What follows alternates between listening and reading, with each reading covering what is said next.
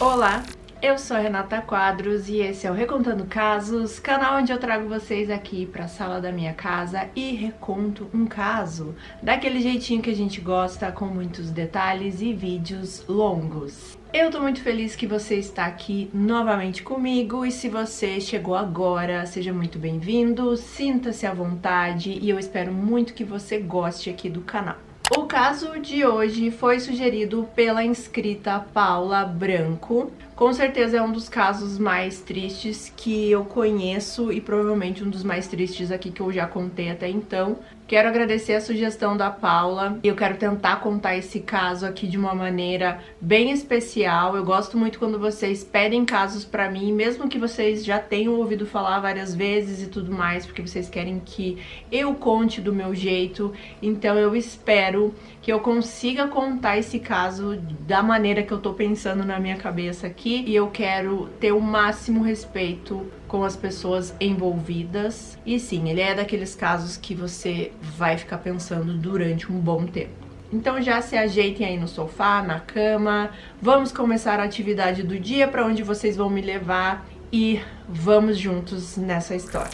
Eu quero começar contando esse caso falando que ele é uma história de uma família. Ele é uma história de muito amor, dedicação e força. Por mais que eu comecei esse vídeo falando que ele é um caso extremamente triste, eu acredito que no final desse vídeo vocês vão concordar com o que eu falei. Então vamos conhecer essa família, que é a família Bagby. A família Bagby era composta pelo adorável casal David e Kathleen Bagby e seu filho Andrew David Bagby. O Andrew nasceu dia 25 de setembro de 1973 em Sunnyvale, na Califórnia. E ele cresceu compartilhando muitas semelhanças com os seus pais. Eles eram aquela família, todo mundo que conhecia falavam que eles eram uma família amorosa, divertida, que reunia todo mundo ao redor deles. Falando aqui do David e da Kate, eles eram aqueles pais que amavam receber os amigos do filho em casa. Inclusive, eles consideravam,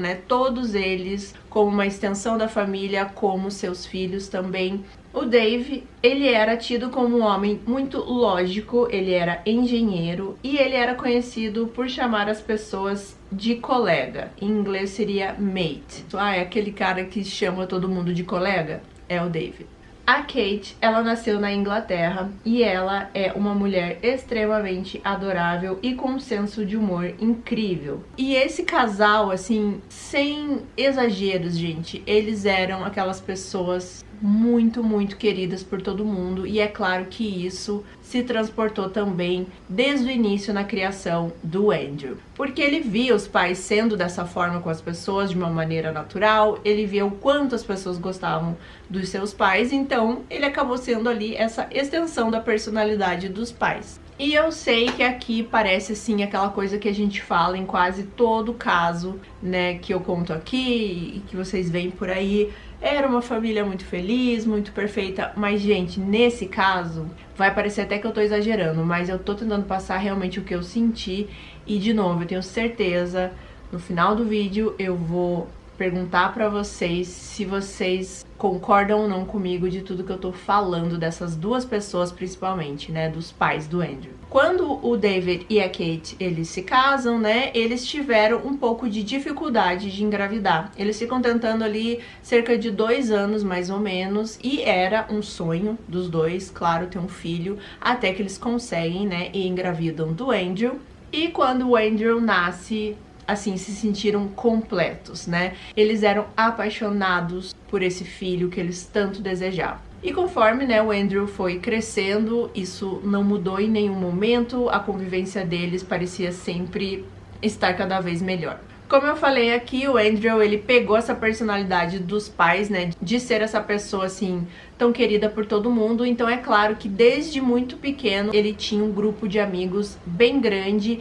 E era aquele grupo de amigos que cresceu junto, que passavam anos e anos ali, vivendo as mesmas experiências, aprendendo uns com os outros. E uma coisa que esse grupo de amigos do Andrew adorava fazer era gravar vídeos caseiros. Eles começaram bem novinhos mesmo, assim, tipo pré-adolescentes, e foi uma coisa que eles levaram aí até a juventude. Eles eram conhecidos por todo mundo ali por ser a galerinha que fazia vídeos, que fazia curtas-metragens. Eles realmente, assim, criavam uma história, um roteiro, eles atuavam, e o Andrew, ele adorava ser o vilão das histórias. Uma vez que ele fez um vilão pela primeira vez, ele gostou tanto que ele queria ficar fazendo todas as vezes que desse. E os pais do Andrew, inclusive, participaram de vários desses vídeos caseiros que eles fizeram, e os meninos amavam quando eles participavam, porque, sim, eles eram essas pessoas, assim, que todo mundo queria estar por perto. E, inclusive, era engraçado porque o pai do Andrew, ele nunca falava palavrão, ele era uma pessoa, assim, muito respeitosa, né, apesar de ele ter esse senso de humor e tudo mais. E daí, quando tinha esses filmes, o Andrew pedia pra ele falar, né, alguns textos que continham palavrões, e ele tinha que falar com muito custo, mas ele falava, e todo mundo achava o máximo, né, isso. E também eles tinham que brigar um com o outro, né, o pai e o filho tinham que se xingar, e era uma coisa que não acontecia na vida real. Então era uma coisa divertida pra eles fazer isso ali na ficção. O Andrew, ele era super criativo, super engraçado, as pessoas também adoravam estar perto dele. Ele era aquela pessoa sempre que estava no controle, mas não de uma maneira negativa, era porque realmente as pessoas se sentiam muito confortáveis com ele, confiavam muito no Andrew, então ele meio que tinha isso naturalmente. Ele cresceu sendo muito amado, com uma convivência familiar muito boa. Ele era aquela pessoa que atraía todo mundo para perto dele naturalmente. Eu acredito que todo mundo que tá aqui agora assistindo esse vídeo deve ter uma pessoa, né, assim, que já conheceu na vida, que tem essa aura, assim, essa energia, que aonde ela chega, ela atrai as pessoas querem conversar com ela. Ele conversava com qualquer pessoa sobre qualquer assunto. Uma coisa que eu vi num documentário que eu usei pra fonte, inclusive eu vou falar desse documentário várias vezes durante o vídeo, porque ele é bem importante pro caso. Eles falam que todo mundo queria o Andrew como padrinho de casamento, assim, todos os amigos dele falavam, não, eu quero ele como meu padrinho de casamento, porque simplesmente ele era o Andrew, essa pessoa super especial. No ensino médio, ele começa um namoro com a Heather. E era um namoro muito feliz, né? Eles se gostavam muito, era aquela coisa do amor de colégio, né? Assim, aquele primeiro amor, aquela coisa bonita, inocente. Mas não era só isso, porque o Andrew, ele tinha realmente essa vontade de ter uma vida com a Heather pra frente. Tanto que eles chegaram a noivar. E como eles estavam ali terminando o colegial, a ideia do Andrew era se candidatar para uma faculdade de medicina. Porém, ele foi negado, e foi um momento, assim, um pouco triste, né, pro Andrew. Ele ficou um pouco abalado, mas o Andrew era essa pessoa que simplesmente, quando algo dava errado, ele tentava de novo. E foi isso que ele falou pros pais dele. Tudo bem, não deu certo, eu vou tentar de novo. E foi o que ele fez. Quando ele tentou de novo, ele foi aprovado na faculdade de medicina. Ele foi aceito na Universidade de Terra Nova, em St. John's, no Canadá. Ou seja, ele teria que se mudar para lá, né? Ele morava na Califórnia e agora teria que se mudar para o Canadá. E o que isso ia ocasionar, e na verdade ocasionou? O término do relacionamento dele com a Heather. Ficou um pouco confuso pra mim exatamente o motivo pelo qual eles terminaram. Em algumas fontes diz que foi exatamente isso, os dois precisavam seguir caminhos diferentes, né? Eles eram muito novos, ele precisava mudar pro Canadá e ela provavelmente tinha os planos dela na faculdade que ela queria seguir, então não teria como continuar esse namoro. Porém, isso abalou muito o Andrew. Foi um rompimento muito difícil, porque além do rompimento em si, ele estava se mudando para longe dos pais, para longe dos amigos, e eu acredito que ele se sentiu muito vulnerável nesse momento, porque ele não tinha mais as pessoas ali convivendo com ele todos os dias, que era muito natural para ele. Talvez se ele tivesse passado por esse término, mas não precisasse se mudar para longe, talvez ele se recuperasse de uma maneira melhor. Mas o que aconteceu foi que quando ele teve esse rompimento, foi pro Canadá, lá ele parecia ser outra pessoa. E foi nesse momento, nesse estado aí de espírito, estado emocional abalado, que ele conhece Shirley Turner. Segundo os amigos do Andrew, assim que ele conhece a Shirley, eles são vistos sempre juntos. Era como se ela do nada tivesse aparecido na vida dele e agora eles viviam grudados. Então, às vezes, até em festas, por exemplo, que os amigos ali de infância dele chamavam ele e falavam que ele podia trazer uma acompanhante, ele levava ela. Mas era aquela coisa assim, ela era a acompanhante dele. Eles nunca se titulavam como namorado e namorada, apesar de que nessas festas eles ficavam juntos e todo mundo via que eles estavam juntos, mas nunca era oficializado. Os amigos do Andrew, e nesse ponto aqui não só os amigos que ele já tinha de infância e do passado dele, mas ele já tinha muitos e muitos amigos ali nessa faculdade que ele estava fazendo de medicina. Essas pessoas acharam esse relacionamento um pouco estranho. Primeiro porque a Shirley, ela tinha 12 anos a mais que o Andrew, e ela já tinha sido casada 3 vezes e tinha tido 3 filhos. Já deixando claro aqui, gente, que não tem problema nenhum você ser 12 anos mais velha, já ter casado 3 vezes e ter 3 filhos. Mas eu tô falando aqui a percepção dos amigos do Andrew, tá? Que fique claro isso aqui.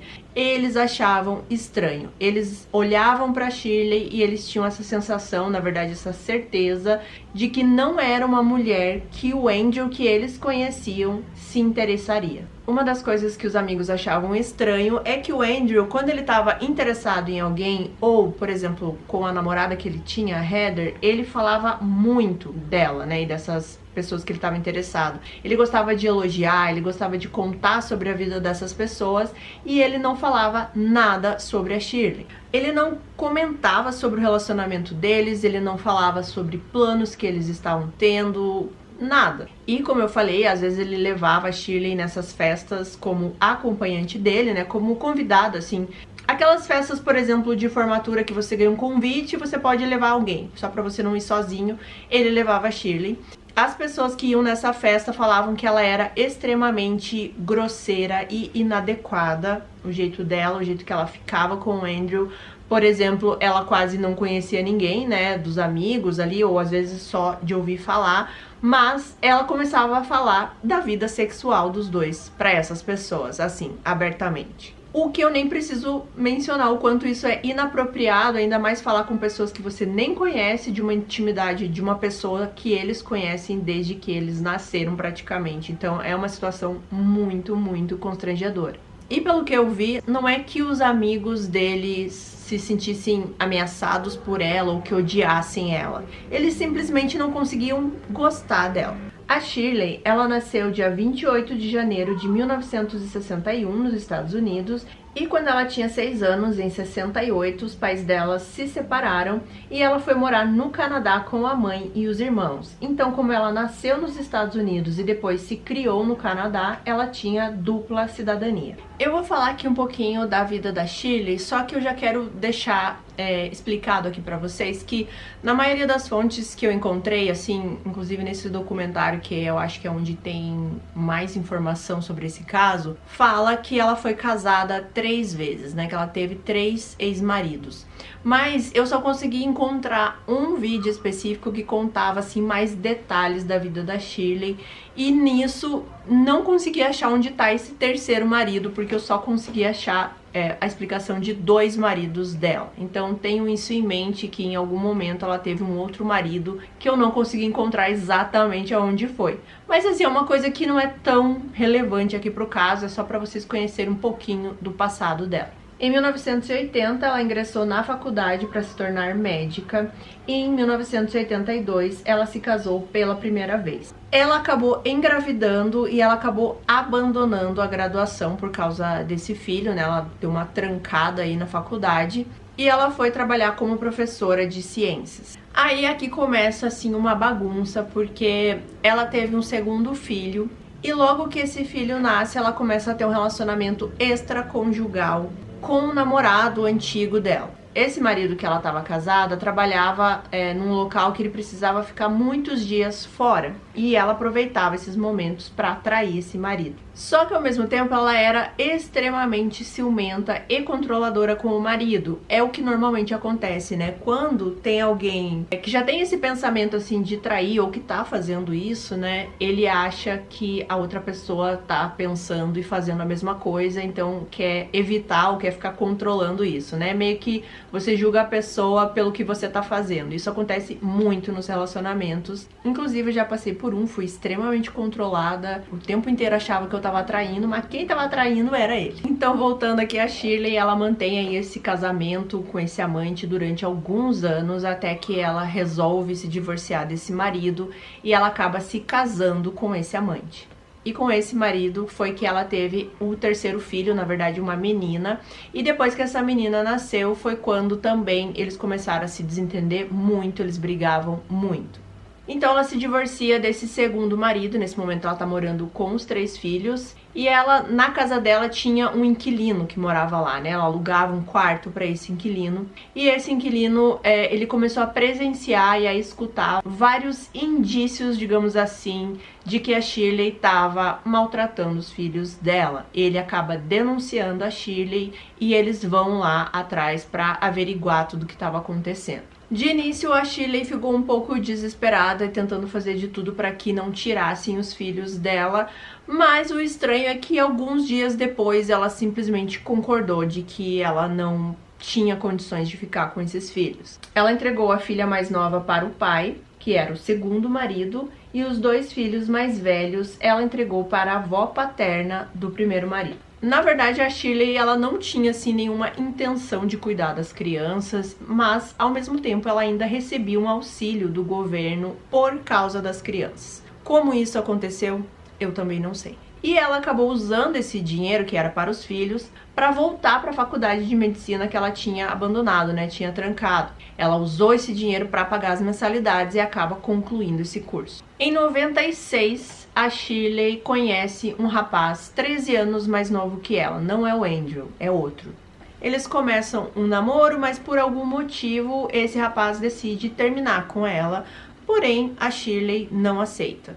Eles começam a discutir muito, ela começa a perseguir ele freneticamente, eles chegam a ter até uma briga física, onde ela taca um sapato de salto na cara dele. Em algumas fontes diz que chegou a perfurar a bochecha ou o queixo, alguma coisa assim. Então deveria ter sido um sapato de salto bem fino. Mesmo depois de tudo isso, é óbvio, a Shirley, ela não desistiu de infernizar a vida desse cara, porque um belo dia ele vai sair da casa dele e ele se depara com a Shirley deitada na frente da casa dele, inconsciente. Ela estava vestindo um vestido preto e ela estava com um buquê de rosas na mão. Em cima do peito aqui da Shirley tinha 2 bilhetes, um era para esse rapaz e o outro era para o psiquiatra dela. Esse rapaz acaba chamando o socorro, ela foi socorrida, fizeram uma lavagem estomacal nela, ela tinha ingerido vários comprimidos e essa tentativa dela aí de tirar a própria vida na frente desse cara que estava rejeitando ela não deu certo. Logo depois disso, em 98, ela consegue terminar a faculdade de medicina e em 99 foi quando ela conhece o Andrew. E na verdade as pessoas dizem que ela só parou de perseguir esse outro rapaz aí porque ela conheceu o Andrew. Ela simplesmente só transferiu aí a atenção pro Andrew. E pelo que eu entendi, a Shirley e o Andrew se conhecem nessa faculdade de medicina do Canadá. Ela já estava formada e ele estava cursando, né? Mas ela sempre estava na faculdade resolvendo coisas da residência dela, coisas ali pendentes do curso dela. Parecia que ela nunca conseguia exercer a profissão por algum motivo, sempre essas confusões. E foi nesse ambiente ali que eles se conhecem e começam esse namoro que não era oficial. No documentário principal sobre esse caso, tem um amigo do Andrew que dá um depoimento que ele diz que quando ele via, né, o Andrew com a Shirley e esse relacionamento meio estranho, ele chegava a falar pro Andrew que ele poderia conseguir alguém melhor para ele, né, que ele era capaz de conseguir alguém muito mais a ver com ele, assim, que se identificasse muito mais com ele. E o Andrew, ele dizia que realmente ele não acreditava que ele conseguiria alguém melhor e parecia que ele estava acomodado com essa situação, como se a Shirley fosse só realmente um consolo ali para ele não ficar totalmente sozinho nessa parte aí do relacionamento. Então a gente percebe o quanto o Andrew ficou abalado com aquele término do relacionamento dele com a Heather. E aqui uma opinião minha, parece muito que o Andrew, ele foi muito feliz com a Heather, né? Ele teve esse relacionamento muito bom e ele perdeu isso. E essa sensação de perder algo bom faz com que ele não queira ter algo bom novamente, porque pode ter esse risco dele perder novamente, sabe? Não sei se deu pra entender. Aquela sensação que ele teve quando ele perdeu esse relacionamento, ele não quer ter mais. Então, ele não quer nem tentar ter um relacionamento bom novamente. Então, o que ele tinha com a Shirley ali tava bom. Era simplesmente pra ele não ficar tão sozinho assim. Como eu falei, eles nunca oficializaram esse namoro, inclusive tem até gravações da própria Shirley no documentário falando que eles até viam outras pessoas no mesmo momento que eles estavam, entre aspas, namorando. Então tem muitas coisas estranhas aí nesse relacionamento deles e agora acho que vocês conseguem entender também por que os amigos também não concordavam muito, né, e olhavam pro Andrew e não reconheciam ele nesse relacionamento. Parecia realmente que esse relacionamento dele com a Shirley era apenas um resultado da baixa autoestima que ele estava nesse momento da vida dele. Quando chegou aí nos anos 2000, a Shirley, ela se mudou pro Iowa. Então ela sai do Canadá e vai pro Iowa, porque lá ela iria efetivamente começar a carreira dela de médica. E ao mesmo tempo, o Andrew vai para Syracuse, em Nova York. E lá ele começa uma residência na área cirúrgica, que não era uma área que ele queria muito fazer, mas enfim, ele não tinha muita escolha nesse momento. E agora os dois estavam distantes um do outro, mas esse relacionamento não terminou, né? E eles, nesse relacionamento à distância, eles não tinham um comprometimento, digamos assim. Pessoas que se relacionam à distância e querem ficar juntas e se gostam realmente, elas tentam o máximo possível se ver, né, em cada brecha que der, eles vão tentar se encontrar, ou assim, ter uma periodicidade nesses encontros, e não era o caso da Shirley e do Andrew. Não tinha essa urgência de um ver o outro. Para ajudar ainda, o Andrew tava odiando a residência que ele tava fazendo nessa cidade ali em Nova York, porque ele odiava o clima do lugar, ele não gostava do trabalho que ele estava fazendo, não era uma coisa que ele queria.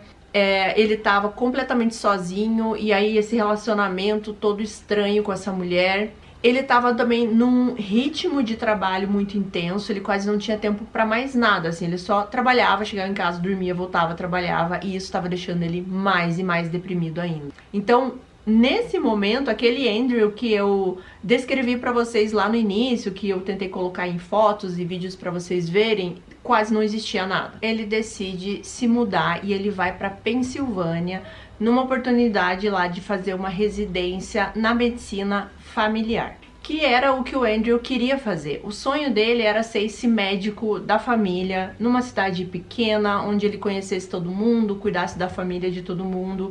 Ele era esse tipo de pessoa, acho que deu pra perceber, né? Então era isso que ele queria fazer. E quando ele se muda pra Pensilvânia e tá agora em outro ambiente de trabalho, parece que aquele velho Andrew começou a voltar à tona novamente. E como esse velho Andrew começou a voltar à tona, ele começou a ter essa noção que os amigos sempre falavam pra ele, que esse relacionamento dele com a Shirley tava mais do que errado, tava mais do que prejudicial, né, pra vida dele. Pra contar aqui um pouquinho mais sobre o Andrew, quando ele chega nesse hospital aí na Pensilvânia fazer a residência, ele não tava lá nem sequer há 2 meses e as pessoas já pediam pra ser atendidas por ele, porque ele tinha esse dom de comunicação com as pessoas, de sensibilidade com as pessoas. Não era à toa que por onde ele passava, ele fazia muitos e muitos amigos. E é claro, né, gente, eu acho que já deu pra vocês perceberem que a Shirley, ela não ia aceitar de uma maneira assim tão tranquila que esse velho Andrew voltasse e de repente ele quisesse terminar com ela. Porque logo que o Andrew começa ali a ficar um pouco mais feliz, a querer mudar um pouco, né, o que ele tava tendo ali na vida dele, a Shirley percebe isso e ela começa a ficar extremamente psicótica em cima dele. Ela ligava muitas e muitas vezes por dia. Os amigos agora que o Andrew tinha feito na Pensilvânia, eles contam que às vezes eles estavam com o Andrew e o celular dele não parava de tocar. E era assim, 30 ligações, 40 ligações. Era algo extremamente perturbador. E lembrando aqui que a Shirley tá nesse momento no Iowa e o Andrew está na Pensilvânia. Vou colocar o mapa para vocês terem uma noção da distância desses dois lugares. É cerca aí de 17 horas mais ou menos de carro. E do nada a Shirley, ela aparecia lá na Pensilvânia para falar com o Andrew. E numa dessas ligações que ela tá desesperada, né, falando pro Andrew que eles precisam se ver, que precisam ficar juntos e se casar, enfim. Ele não querendo, né, ela sentindo que ele tá rejeitando ela. Eu já vou falar um pouco sobre o porquê que o Andrew não terminou com ela de cara, assim. Ela acaba dizendo pro Andrew que ela está grávida e que ela tava mais ou menos aí de uns 3 meses. Nessa mesma época aqui que a Shirley tá nesse desespero, ela acaba comprando uma arma calibre 22. Essa informação por enquanto vai parecer meio solta aqui no momento, mas óbvio vocês já vão entender. Ela também comprou munição para essa arma e também teve prática de tiro, né? Ela teve um professor que estava ensinando ela a atirar. E aqui falando do porquê que o Andrew não dispensava essa mulher logo, né? Por que ele ficava aceitando ela ir na casa dele? Tudo bem que ela ia sem avisar, né? E aparentemente, pelo que eu entendi, parecia que o Andrew, nesse momento, ele tava vendo outras meninas, ele tava até assim, engatando um relacionamento com uma outra pessoa, tava feliz com isso, né? Por que ele não terminava com a Shirley? E segundo os amigos do Andrew, eles falam que ele simplesmente não conseguia machucar ninguém. Ele não conseguia estourar com a Shirley, mandar ela para aquele lugar e terminar de uma vez e nunca mais falar com ela. Ele não conseguia magoar uma pessoa, mesmo que essa pessoa fosse uma pessoa horrível como é a Shirley. E lembrando aqui também que esse relacionamento deles não era uma coisa formal, como eu já disse algumas vezes, então eu acho que ficava essa coisa meio que, deixa aí, essa mulher que tá me perseguindo, ela também tá vendo outras pessoas, então eu também posso ver outras pessoas. E no fim, ninguém acabava com nada. Mas tudo chega num fim no início de novembro de 2001. Especificamente no dia 3 de novembro de 2001, quando a Shirley tá numa dessas visitas que ela fez pro Andrew na Pensilvânia, e numa discussão lá ela acaba assumindo pra ele que aquela história de que ela tava grávida de 3 meses era mentira. E isso foi a gota d'água pro Andrew, assim. Nesse momento dela mentir algo tão sério assim, ele pega as coisas dela e leva ela pro aeroporto pra ela poder ir embora pro Iowa. E a Shirley realmente vai pra casa dela, só que na madrugada do dia 5 de novembro, ou seja, praticamente no dia seguinte, né, ela aparece na frente da casa do Andrew, na Pensilvânia novamente. E o que aconteceu foi o seguinte, ela chega na casa dela, né, desse voo que ela veio da Pensilvânia pro Iowa. Na manhã do dia 4, ela começa a ligar muito pro Andrew, de uma maneira muito frenética, o tempo inteiro, uma atrás da outra. E daí ela decide que ela vai pegar o carro dela e vai dirigir do Iowa até a Pensilvânia, atrás do Andrew. E lembra que eu falei pra vocês que é uma viagem mais ou menos de umas 17 horas, e é isso que ela faz. E durante todo esse percurso, ela também fica ligando pro Andrew. Então, na madrugada do dia 5, o Andrew se depara com a Shirley na frente da casa dele. Eles começam a conversar e eles concordam que eles vão conversar depois do trabalho do Andrew. Ele morava praticamente na mesma quadra do trabalho dele, ele levava cerca, sei lá, de 1 minuto para ir a pé até o trabalho. E no trabalho dele, naquela manhã, ele acaba comentando com um colega de trabalho dele, que na verdade se tornou já amigo, né? Começa a contar toda a situação, esse amigo também já sabia, né, de toda essa situação do relacionamento dele, de como a Shirley era. E esse amigo, ele chega até a chamar a atenção, digamos assim, do Andrew, falando que se ele termina com uma namorada, coloca ela num avião e praticamente no dia seguinte ela dirigiu 17 horas e aparece na madrugada na porta da frente da minha casa, ele disse que ele simplesmente iria para a porta do fundo da casa dele e ligaria para a polícia. E era isso que o Andrew deveria fazer. Mas o Andrew, ele tinha essa ingenuidade, então ele fala pro amigo que ele achava que nada de ruim poderia acontecer, que não era algo para se preocupar. Mas esse amigo, ele insiste, ele fala que eles deveriam conversar sobre isso, e foi na hora que o Andrew combina com ele de se encontrar, né, com esse amigo, depois que ele resolvesse os assuntos com a Shirley. Ele fala para esse amigo que ele iria conversar com ela às 18 horas em um parque ali da cidade, e que ele achava que então lá por 19h30 ele estaria na frente da casa desse amigo para eles poderem tomar umas cervejas e conversar sobre todos esses assuntos. Porém, o Andrew não apareceu na casa desse amigo, e esse amigo até fala no documentário que uma coisa que todo mundo sabia sobre o Andrew é que ele nunca se atrasava. Mesmo assim, a noite passa e de manhã esse amigo espera encontrar o Andrew no trabalho para conversar com ele, e o Andrew não aparece. E foi aí que a preocupação aumentou ainda mais. Não era da personalidade do Andrew faltar ao trabalho, muito menos não avisar ninguém que não iria ao trabalho. Então, nesse momento, eles sabiam que algo tinha acontecido. E ao mesmo tempo que essa preocupação está iniciando, no noticiário eles veem que um corpo foi encontrado no Parque Estadual de Keystone. E esse corpo era de um homem e ele estava vestido, né, com as roupas características de um médico. Nesse momento, todo mundo teve aquele frio na espinha, principalmente esse amigo do Andrew, porque ele sabia que exatamente no Parque Estadual de Keystone era onde ele tinha combinado de se encontrar com a Shirley. Não demorou muito para eles identificarem que sim, aquele corpo era de Andrew Bagby. Ele foi encontrado de bruços no estacionamento e ele havia sido baleado 5 vezes. Uma vez na bochecha, uma vez no peito, uma vez na parte de trás da cabeça e 2 vezes nas nádegas. E as balas eram de calibre 22. Eu acredito que eu nem preciso relembrar aqui vocês que a arma da Shirley era de um calibre 22. E os amigos, sabendo ali que ele iria se encontrar com a Shirley naquele parque, eles já jogam o nome dela no meio ali para a polícia investigar. A polícia entra em contato com a Shirley, eles ligam para ela primeiramente, e ela fala que ela esteve em Iowa nos últimos 5 dias, que inclusive ela estava doente em casa, que ela não tinha ido nem trabalhar. No entanto, havia já muitas e muitas evidências de que a Shirley estava mentindo para começar todas as ligações que ela fez no trajeto de Iowa até Pensilvânia na madrugada do dia 5. Então, é óbvio que ela não estava em casa esse tempo todo.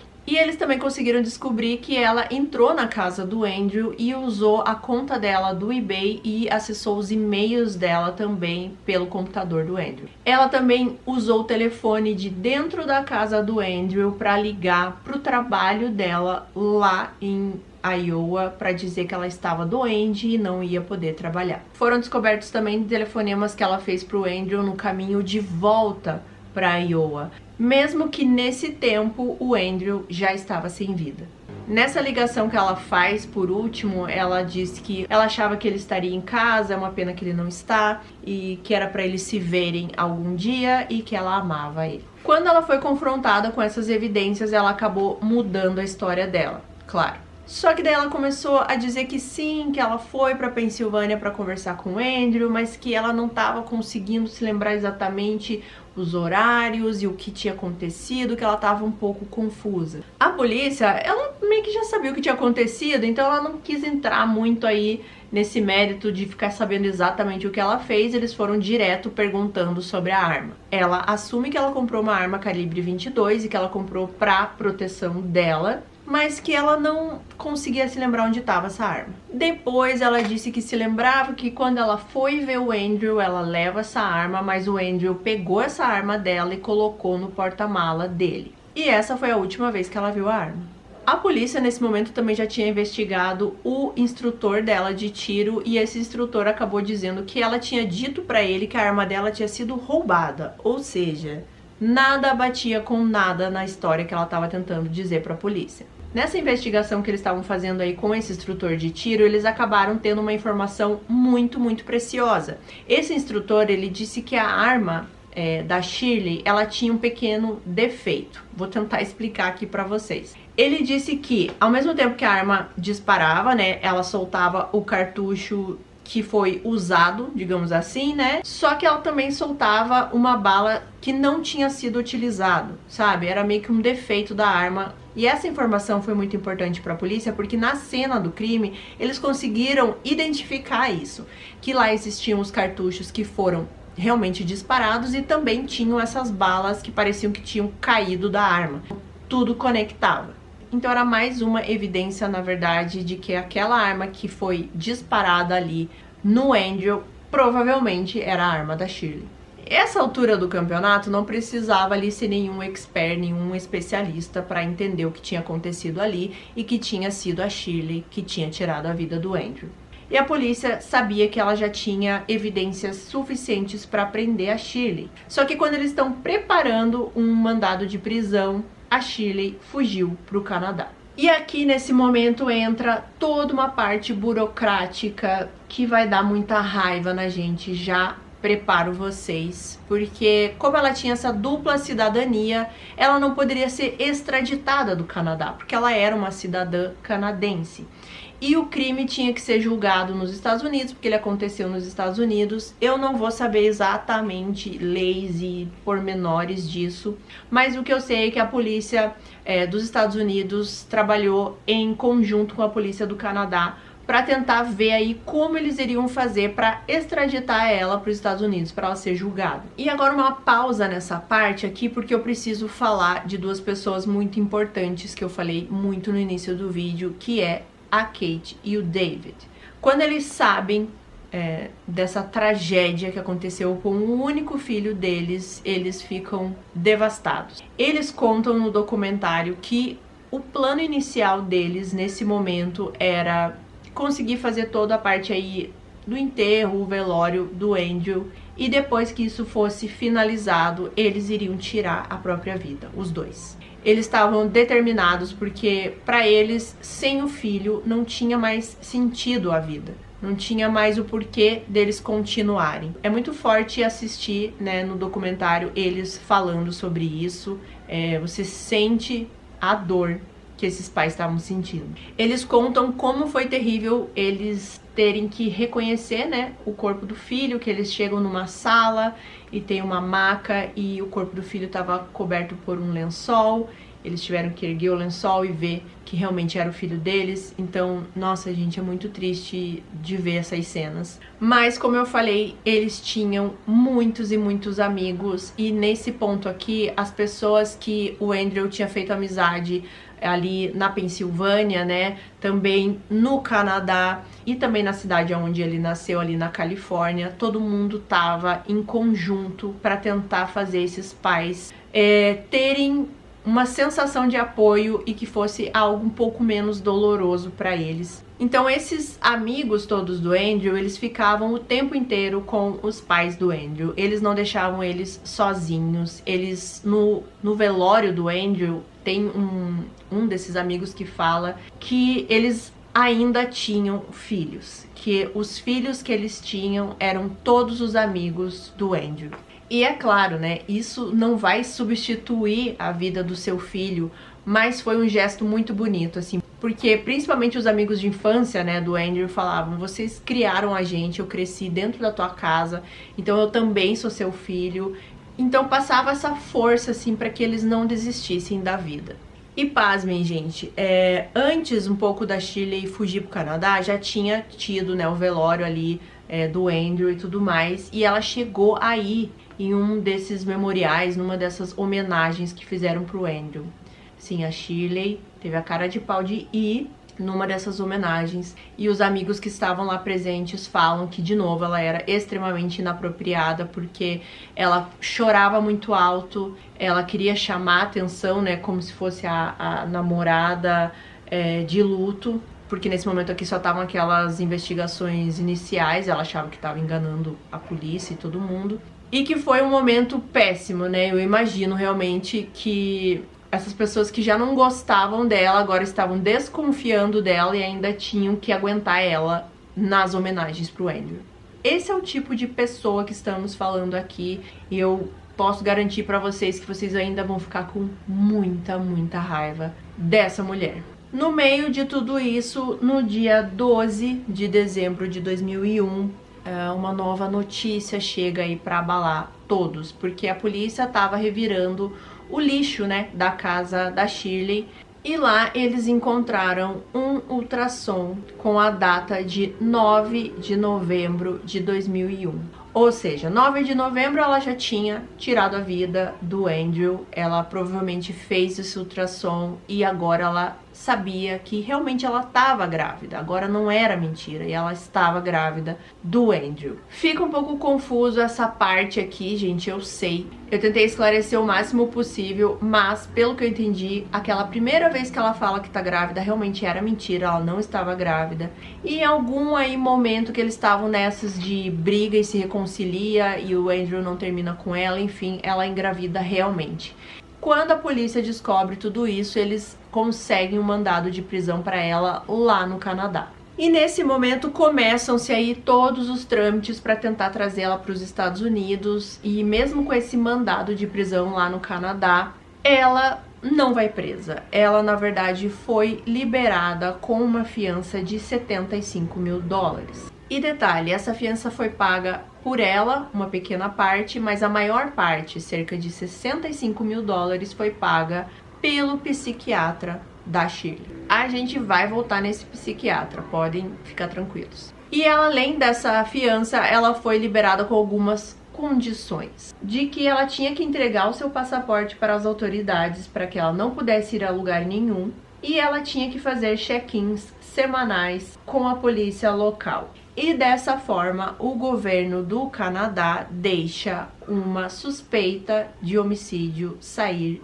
livre. E foi basicamente, gente, isso. O juiz que fez esse trâmite aqui dessa fiança e tudo mais, ele simplesmente conversou com a Shirley e falou: olha, você não vai sair daqui, né? E ela fala: não, olha, você vai se comportar enquanto a gente vê aí esse lance da extradição. Ela fala: vou. E eles deixam ela livre sob essas condições que eu falei e mais a fiança. Bom, mas agora a gente tem essa situação da Shirley estar grávida, né? E no momento que a Kate e o Dave sabem disso, tudo muda pra eles. Tudo agora tem um sentido. No documentário, pelo que eu entendi, quando eles estão até dando essa notícia da gravidez, eles falam o seguinte: olha, a Shirley tá grávida, provavelmente é do Andrew, mas só vamos ter a certeza absoluta quando o neném nascer. Mas mesmo antes desse neném nascer, a Kate e o David, eles largam tudo na vida deles, eles vendem tudo que eles podiam vender e eles se mudam pro Canadá, porque agora eles tinham um neto para cuidar e eles queriam a custódia desse nenê. Eles não iam deixar essa criança com a assassina do filho deles e eles queriam essa criança porque era um pedaço, né, do filho que agora eles não tinham mais. É uma frase muito forte que eu vi em alguma fonte, agora eu não lembro exatamente qual que eu usei aqui pro vídeo, que é: a assassina do filho deles estava gerando o neto deles. Se não faz uma confusão na sua cabeça, meu Deus do céu. Então, mesmo com toda essa situação deles perderem o filho amado deles nas mãos de uma pessoa que eles sequer conheciam direito, agora eles tinham que encontrar forças e eles encontraram para poder criar esse neto, porque era a parte do filho dele que ainda vivia. Nossa, gente, é de arrepiar isso, meu Deus do céu. Esse caso vai ser um daqueles casos que a minha voz vai embargar, já vou avisando, porque eu não consigo ser diferente. Sem surpresa nenhuma, quando a Kate e o Dave se mudam pra Terra Nova, ali no Canadá, eles logo fizeram vários e vários amigos, os vizinhos, as pessoas que se solidarizavam com a história deles. E não só por isso, porque, de novo, eles eram essas pessoas que atraíam outras pessoas, que faziam amizade fácil, que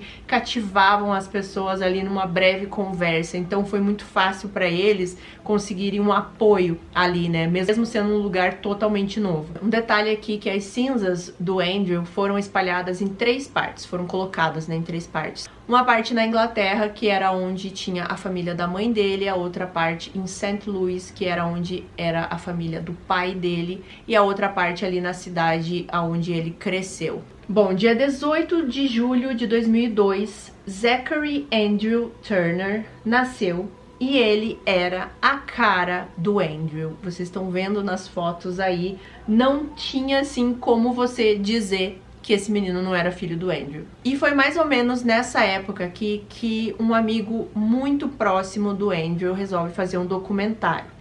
Na verdade, esse amigo, ele era um daqueles amigos que lá no início eu citei pra vocês, fazia vídeos caseiros com o Andrew, então ele já tinha essa paixão. Quando o Andrew perde a vida, ele pensou já em começar a fazer um documentário sobre a vida do amigo, porque ele percebeu que, além do Andrew ser essa pessoa muito especial e que tinha muita coisa pra ele contar do Andrew, ele começou a perceber que tinham coisas desse grande amigo dele que ele não conhecia e ele queria conhecer. Por exemplo, a vida do Andrew na medicina, na faculdade, nas cidades que ele passou, que não era uma vida que ele vivenciou ali todo dia. E ao mesmo tempo que ele tá pensando sobre isso, tem essa notícia do Zachary, e agora o Zachary nasceu, então o propósito desse documentário se tornou mais forte, e agora ele não queria só reunir ali todas as pessoas que passaram pela vida do Andrew para falar dele. Ele queria reunir essas pessoas para falar do Andrew, para mostrar pro filho do Andrew, o Zachary, quando ele fosse maior,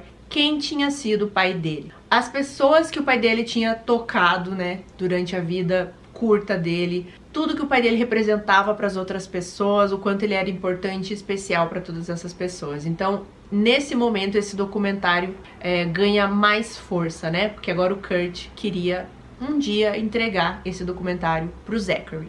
O nome desse documentário é Dear Zachary, que seria Querido Zachary, e óbvio, eu vou deixar aqui embaixo para vocês assistirem. E então ele, né, começa aí a reunir todas essas pessoas que passaram pela vida do Andrew para relembrar o Andrew. Então tem muita hora engraçada e tem muita hora triste também. É um documentário bem emocionante. E agora esse documentário também vai fazer parte da linha aqui do tempo de tudo que vai acontecer. E por que que eu falo isso? Porque esse documentário também fala, né, das coisas ruins que aconteceram com o Andrew, de como ele conheceu a Shirley. Então tem os amigos falando de como eles viam esse relacionamento da Shirley. Toda essa parte aqui que eu já contei pra vocês também tem no documentário. Então agora voltando aqui pra linha do tempo, com essa nova realidade aí desse bebê, a Shirley, de início, ela nem deixa os avós verem esse bebê. Eles vão até o hospital nessa esperança, né, de poder ver esse neto, levaram presentes pra ele, mas a Shirley não deixou eles chegarem perto do Zachary e eles tiveram que deixar os presentes lá no hospital e ir embora. E na verdade a Shirley só deixa eles verem o neto cerca de um mês depois que ele já nasceu. E quando finalmente o Dave e a Kate conseguem conhecer o Zachary, foi uma sintonia assim imediata. Parece que foi realmente um encontro de almas. Foi um momento muito bonito.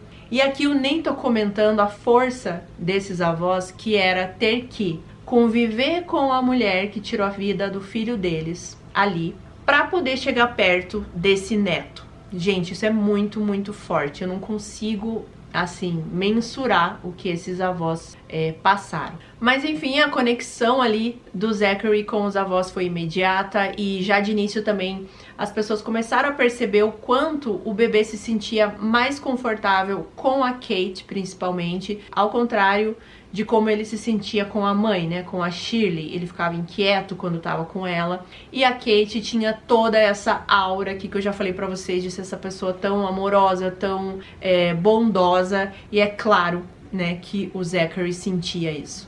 Tenho certeza que sim.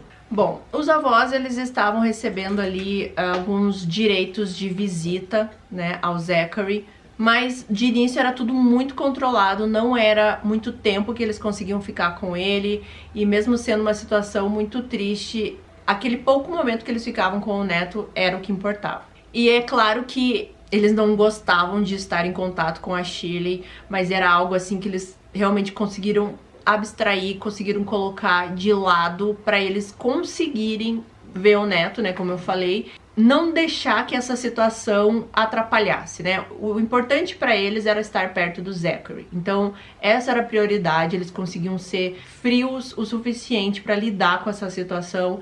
E eu não sei, gente, assim, quantas pessoas conseguiriam passar por essa situação do jeito que eles passaram. Sem brigas, eles não discutiam com ninguém, eles não levantavam a voz pra ninguém, sendo que eu acredito, e assim como eu vi também no documentário, que a vontade que eles tinham não era essa, né? A vontade que eles tinham era de, sei lá, pular no pescoço dessa mulher, de gritar, de chorar, toda essa dor que eles tinham pela ausência do filho, uma ausência que não era natural, né? Foi uma vida arrancada deles. Mas mesmo assim, eles mantinham a calma, eles tinham um objetivo maior, que era o neto. E por isso, pra mim, eles são pessoas já assim muito, muito evoluídas. Eu não consigo imaginar, de novo, quantas pessoas conseguiriam passar por isso. Imaginem quantas vezes eles tinham que reviver a situação de olhar pra Shirley e lembrar: essa mulher tirou a vida do meu filho. Bom, no meio de tudo isso, os avós eles tentavam o tempo inteiro conseguir a custódia do Zachary e também conseguir mais tempo, mais visitas, mas a Shirley, lembrem, aqui ela tá em liberdade lá no Canadá, né? E eles foram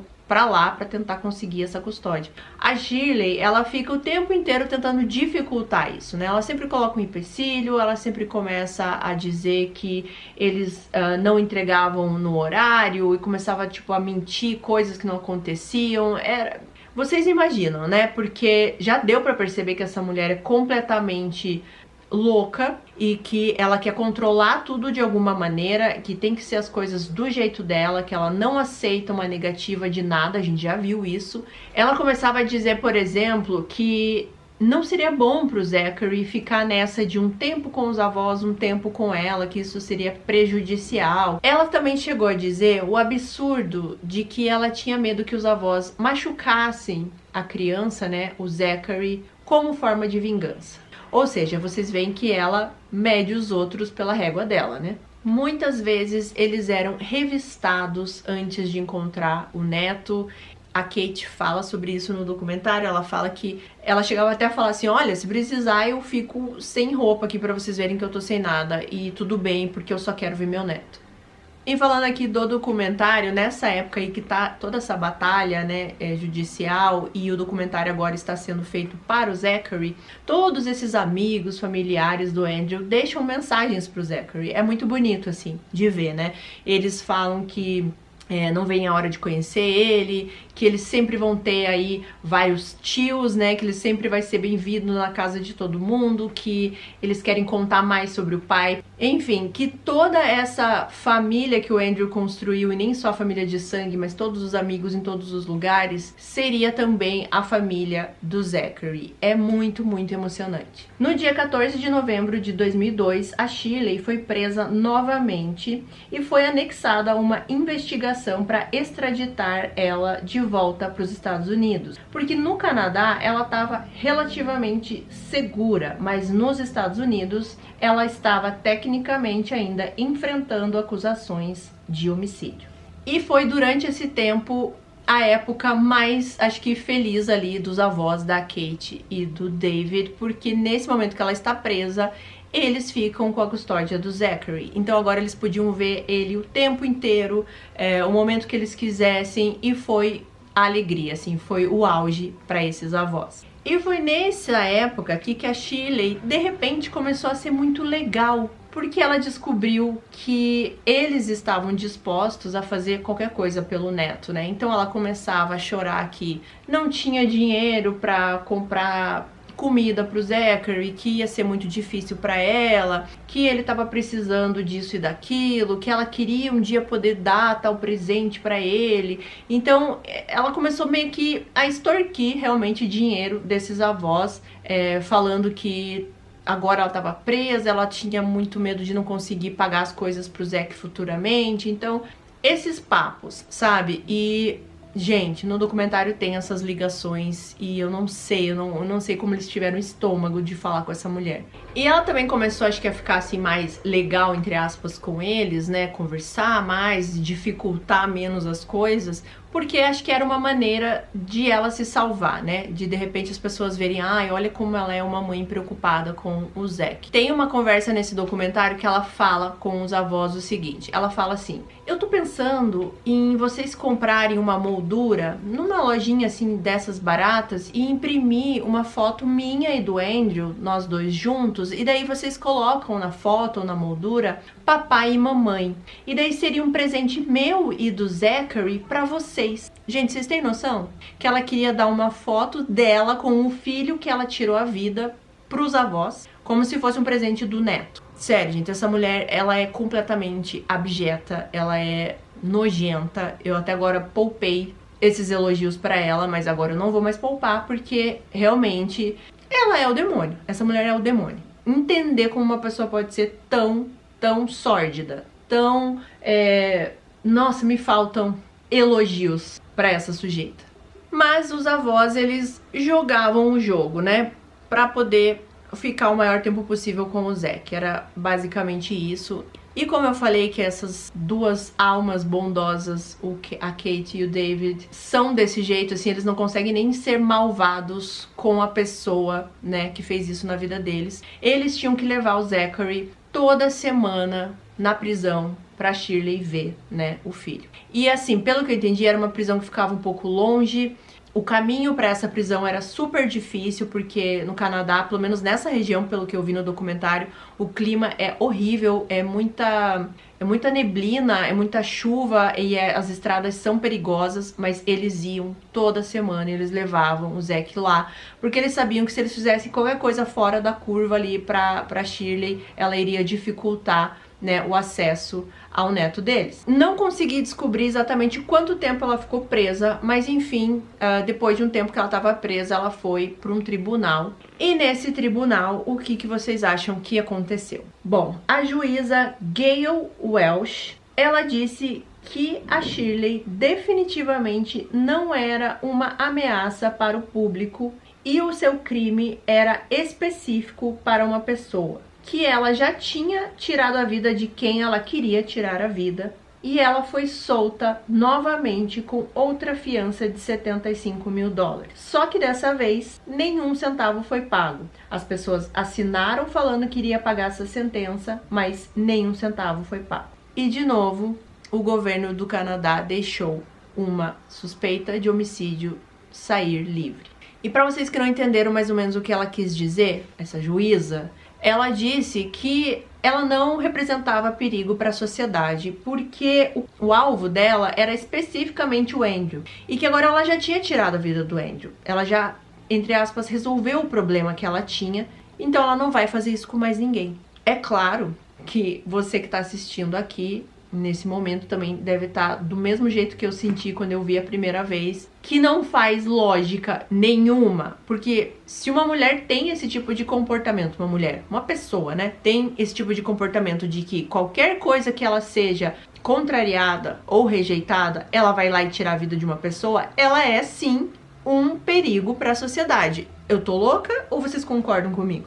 Mas, no entanto, essa juíza Gayle Welsh, ela decidiu que a Shirley não tinha que passar por nenhum processo de extradição e nem nada do tipo. Nenhuma avaliação criminal e que ela, obviamente, né, na cabeça dela, não representava nenhum perigo para a sociedade. Então a Shirley está livre novamente para infernizar a vida das pessoas. E em janeiro de 2003, o Dave e a Kate tiveram que devolver o Zachary para ela. Um detalhe que eu vi no documentário, que a Kate, ela fala que essa juíza, ela tratava a Shirley como se ela fosse assim um ser supremo, que ela sempre se referia a Shirley como doutora Shirley, né, porque lembrando que ela era médica, né, então ela sempre parecia que essa coisa de que, nossa, a Shirley era essa mulher excepcional e que jamais seria uma criminosa e jamais faria mal pra ninguém. Mas, gente, eu não consigo acreditar, assim, que uma juíza decidiu isso. Será que, eu fico pensando assim, será que ela sabia de todo o processo? Será que ela sabia de tudo que estava acontecendo nos Estados Unidos, de todas as provas? Porque não é possível que ela, sabendo de tudo isso, ela decidiu algo desse tipo. Eu não consigo Não entra na minha cabeça. Bom, agora o Zachary tá de novo com a Shirley. Então agora eles estão enfrentando novamente aí todas essas dificuldades para ficar próximo do neto. E nesse momento eles falam que ela começou a fazer mais e mais exigências para essas visitas. E uma dessas exigências era que sempre tivesse uma terceira pessoa junto ali quando eles estivessem vendo o neto. Só que o que acontecia? Ela que decidia os horários, os dias que eles poderiam visitar o Zachary. Sendo assim, não era sempre que tinha um profissional para ser essa terceira pessoa para estar ali nesse encontro. Então, óbvio que ela fazia isso até de propósito, né? Ela marcava umas datas, umas coisas que era o dia que ela podia liberar o Zachary, sabendo que não teria nenhuma profissional ali, uma assistente social ou qualquer coisa do tipo para acompanhar essa visita. Então, qual que foi a solução? A solução foi que essa terceira pessoa fosse ela mesma. Então, agora, os avós, a Kate e o David, eles tinham que se encontrar com o Zachary junto com a Shirley. O que antes era um contato um pouco mais breve, agora não. Agora eles tinham que ir e ficar com a Shirley, com a assassina do filho deles, ali, junto, o tempo inteiro. Então, assim, no documentário mostra, né, eles indo, por exemplo, na aula de natação do Zachary, e o tempo inteiro ela tá na piscina junto com os avós, festinhas de aniversário, tudo, né, eles começaram realmente a conviver com a Shirley. Gente, como que essas pessoas conseguiram, eu não sei. Porque a raiva que me dá só de contar pra vocês, já eu consigo imaginar como é que eu reagiria numa situação dessa. Ao mesmo tempo eu penso o quão grande era o amor desses avós por essa criança, né? Novamente aqui vou bater nessa tecla para que eles passassem por cima de tudo isso, que era conviver com a assassina do seu filho. Eles contam que eles não conversavam nada sobre o Andrew com ela e que muitas vezes ela tentava falar do Andrew, por exemplo, ela falava, ai, o cabelinho dele é igualzinho do Andrew, então eles não davam continuidade quando ela começava esses assuntos, eles não comentavam nada sobre o caso, eles não falavam uma vírgula, gente. Tipo, eu já seria a pessoa que já ia jogar na cara dela que tudo que ela fez, né? Mas eles não faziam isso. Eles se seguravam o máximo possível pelo bem do neto. Como essa juíza tinha decidido que ela podia ficar em liberdade aguardando, né, o processo aí de extradição, uma data foi marcada, né, para ter esse julgamento final sobre a extradição. Sobre a extradição, gente, nem estamos falando aqui do julgamento do crime, tudo isso é sobre a extradição dela para os Estados Unidos. E a data marcada era 25 de setembro de 2003. Bom, como essa data ainda ia demorar para chegar, aqui a gente tá em julho de 2003 e é a festinha de aniversário do primeiro ano do Zachary. Essa festa foi feita num McDonald's, nessa época aqui, né, nos anos 2000, final dos anos 90, era muito comum isso, né? Hoje em dia acho que não existe mais a gente fazer festa dentro do McDonald's, mas a festinha dele foi dentro do McDonald's e ali criou-se um ambiente um pouco de tensão, porque nessa festa ficou muito claro que o Zachary não queria ficar com a mãe. Sempre quando ele era colocado assim pra andar, ele tava dando os primeiros passos, já andava um pouquinho, ele sempre ia pra Kate. Ele nunca ia pra mãe dele, pra Shirley. Por que será, né? Mas isso causou uma irritação na Shirley. Ela começou a se sentir rejeitada. Quando a Kate estava com ele, ele estava lá muito alegre, feliz e dava risadas. E quando a Shirley pegava ele no colo, ele começava a chorar. E muitos acreditam que essa festinha aí de aniversário do Zachary foi meio que um ponto decisivo no que vai acontecer depois. Em 18 de agosto de 2003, ou seja, aí um mês mais ou menos depois dessa festinha de um ano do Zachary, os familiares do Andrew acordam com uma notícia na TV de que a Shirley e o Zachary estavam desaparecidos. Buscas começaram a ser feitas, todo mundo começou a ficar muito preocupado, mas ao mesmo tempo que tudo isso estava acontecendo, um corpo de um bebê é encontrado na praia. E momentos depois, um corpo de uma mulher é encontrado. Era a Shirley e o Zachary. E eu vou já logo aqui contar pra vocês o que aconteceu. Um pouco antes aqui dessa data, mais ou menos no início de julho de 2003, também aí um pouquinho antes do aniversário, né, do Zack. Num dia aí que o Zachary estava com os avós, a Shirley, ela vai num bar, porque eu quero deixar claro, ela estava livre, né, graças à juíza. Ela vai nesse bar e ela conhece um homem. Eles começam um relacionamento, não vou dizer um relacionamento, eles ficam juntos e ela vê ele mais uma outra vez. Porém, os amigos desse cara começaram meio que a pesquisar sobre a Shirley e não demorou muito para descobrirem aí que ela estava sendo acusada nos Estados Unidos de ter tirado a vida do seu ex-namorado.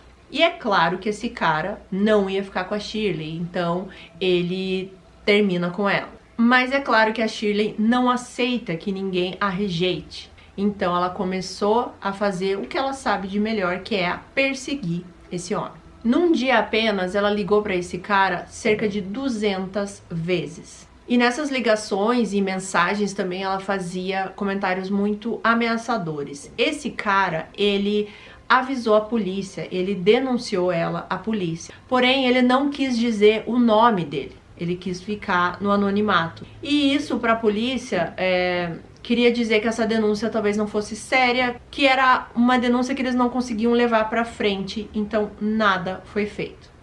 E um detalhe aqui, que pelo que eu entendi, que se a polícia tivesse levado a sério essa denúncia, tivesse realmente oficializado essa denúncia ali no nome da Shirley e tudo mais, ela teria violado a condicional que ela estava e ela imediatamente perderia a guarda do Zachary. Ou seja, de novo, poderiam ter feito algo com essa mulher. Ela poderia ter perdido a guarda do Zachary e nesse momento ele não estaria sem vida. Mas de alguma forma, essa denúncia que esse cara fez, a Shirley acaba sabendo provavelmente isso e ela ficou de certa forma preocupada em perder a guarda do Zachary. Mas não porque ela amasse muito esse filho, e sim porque ele era meio que a galinha dos ovos de ouro. Era através dele que ela conseguia coisas dos avós. E também era através dele que ela conseguia uma certa atenção das pessoas. Então ela não podia perder essa criança. Então no dia fatídico, ela está com o Zack. Ela vai até o seu psiquiatra. Sim, esse psiquiatra que também ajudou ela a pagar aquela primeira fiança lá atrás que eu falei pra vocês.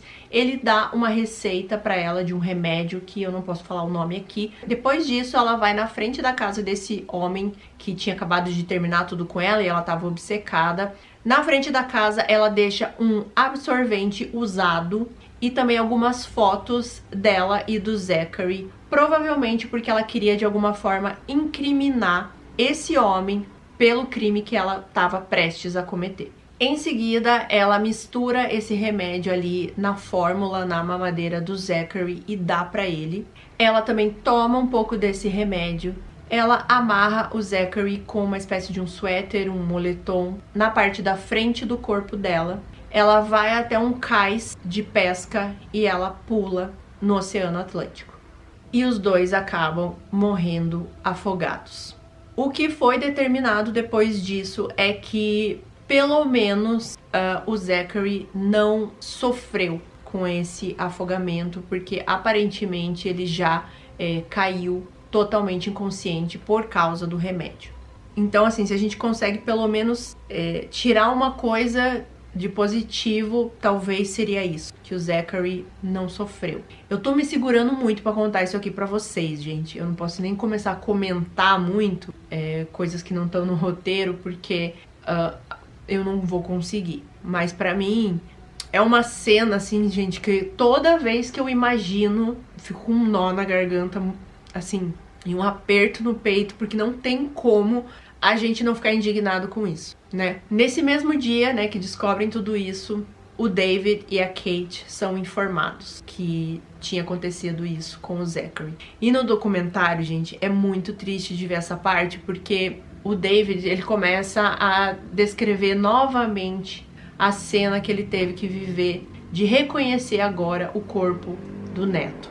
E ele descreve quase que da mesma forma. Ele fala: eu tive que chegar numa sala e ele estava coberto por um lençol, eu tive que erguer o lençol, eles tiveram que passar por isso novamente por causa da mesma pessoa. As cinzas do Zachary também foram espalhadas nos mesmos 3 lugares que estavam as cinzas do Andrew.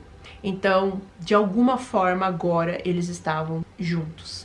O documentário, gente, ele tem um estilo de gravação um pouco diferente do que talvez vocês estejam acostumados. Talvez não agrade todo mundo, assim, mas eu recomendo muito que vocês assistam, porque tem todas essas partes emocionantes. Mas, por exemplo, nessas horas que vão falar mais do julgamento, dessa parte mais burocrática, ele fala bem rápido, assim, né? Mas tem uma hora que eu acho muito sensacional, que o Kurt, né, que é o amigo do Andrew que faz esse documentário, que ele fica colocando o tempo inteiro a frase que a juíza falou, que foi a seguinte: não existe indicação de transtorno psicológico que ameace a segurança pública, falando sobre a Shirley. E cada vez que ele coloca essa frase, ele fala um motivo pelo qual essa frase está errada. Por exemplo, ela tinha vários pedidos de restrição contra ela, por várias pessoas que se relacionaram com ela, e ela teve aquele ex-namorado que encontrou ela inconsciente na frente da casa dele. Teve essa denúncia, né, que foi feita por esse cara anonimamente, que ela estava perseguindo ele.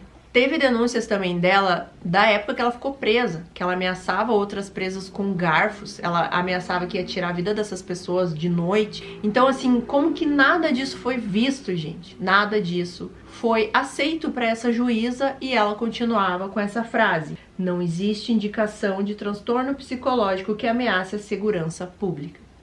O Dave, ele fala o seguinte, que o Andrew rejeitou a Shirley e ela foi lá e tirou a vida dele. E agora o Zachary tinha rejeitado ela, porque ele sempre queria ficar só com a Kate, né, com a avó. E ela foi lá e fez isso com o Zachary.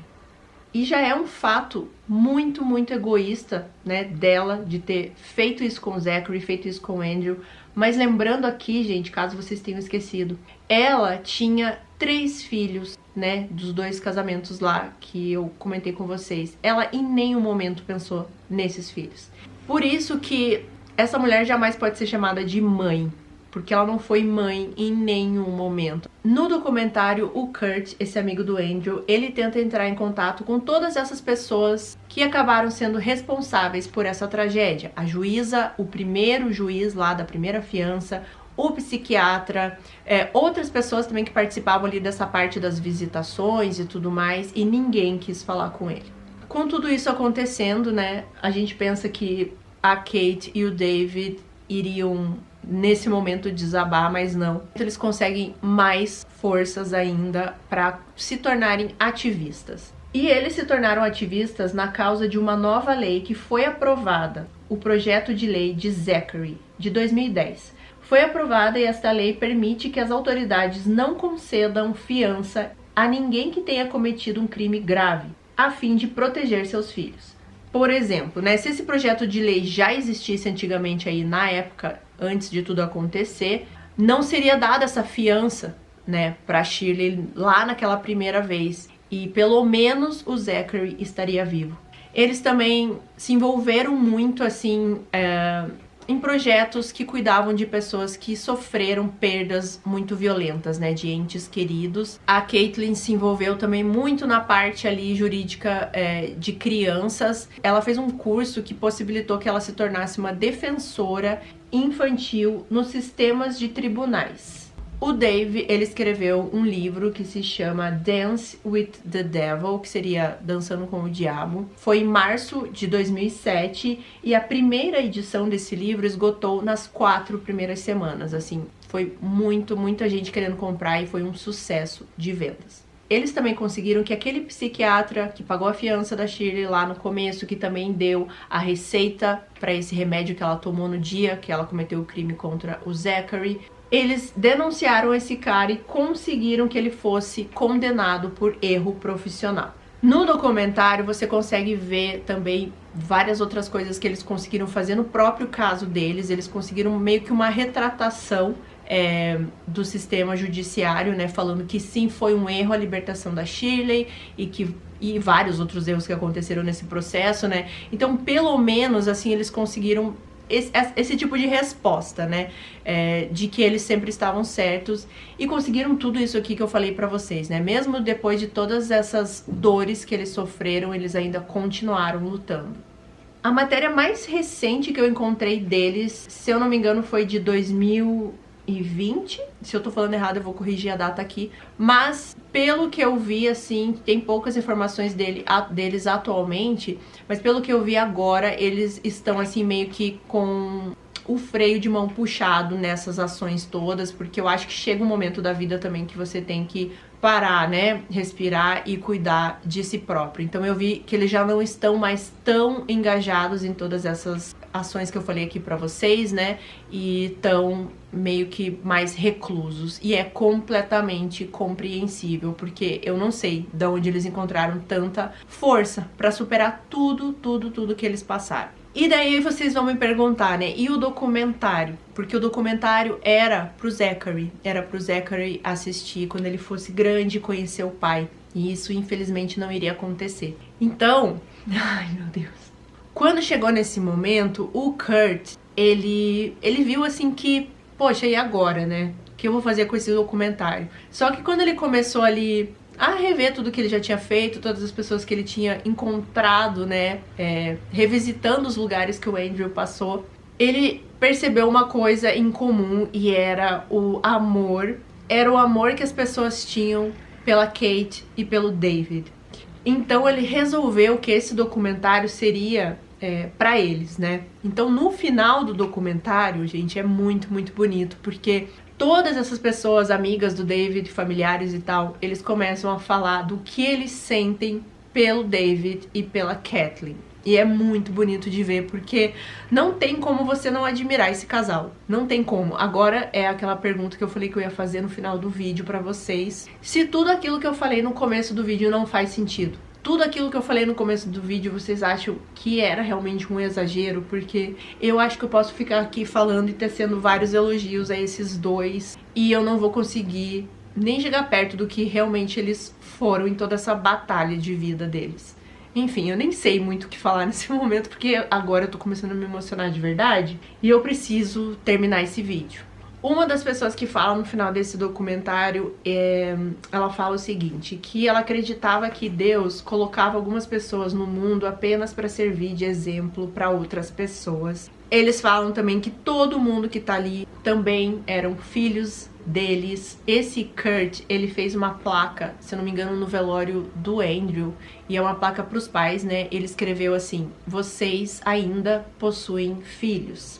Porque são todas essas pessoas aqui que eu citei pra vocês, todos os amigos do Andrew, de todas as cidades que ele passou, porque era automático. Você conhecia o Andrew, você iria conhecer os pais, e você iria gostar dos pais, e aquilo se tornaria uma família. É isso que eu senti nesse documentário. Então esse documentário, que primeiro era pra reunir os amigos do Andrew, depois se tornou um documentário pra mostrar pro Zachary, e agora era um retrato da força, da garra e do amor que essas duas pessoas tinham pela família deles, né? E por fazer sempre a coisa certa. Esse documentário, gente, me fez chorar como criança todas as vezes que eu assisti 3 vezes. É uma história muito triste, como eu falei pra vocês, uma das histórias mais tristes que eu já contei aqui no canal. Mas ao mesmo tempo, é uma história, como eu falei lá no começo, de amor, de família e de força. Acho que foram essas palavras que eu usei. E por isso que ele se torna tão emocionante. Ele não é só um caso triste, onde a gente fica triste e acabou, né? Ele é triste, claro, mas ele tem esse outro lado que a gente fica admirado com essas duas pessoas. É isso que eu tenho pra dizer, assim. É uma coisa muito emocional pra mim, assim, porque mexe com muitas coisas, né? Acho que dentro da gente, dentro de pessoas que possuem um coração, né, que possuem uma bondade, enfim. Eu já tô aqui falando demais, eu nem sei se vocês estão aqui me assistindo, porque eu tô me segurando, gente, horrores, pra não desabar aqui na frente de vocês, mas vocês que estão aqui no meu canal, vocês já me conhecem, eu sou muito emocional. E o dia que você não se emocionar com um caso desses, você tá morto por dentro, né? É isso pro caso de hoje. Eu preciso terminar, eu queria falar muito mais coisa, mas eu preciso terminar porque eu não vou conseguir. Então eu espero muito que vocês tenham gostado desse caso, ele ficou bem grande. Eu espero que não tenha ficado chato. Eu espero vocês no próximo vídeo, terça-feira, às 19 horas. Obrigado de novo você que ficou aqui até o final. comigo, pra gente ter todo esse momento aqui de reflexão e emoção, tá bom? Ai, até mais!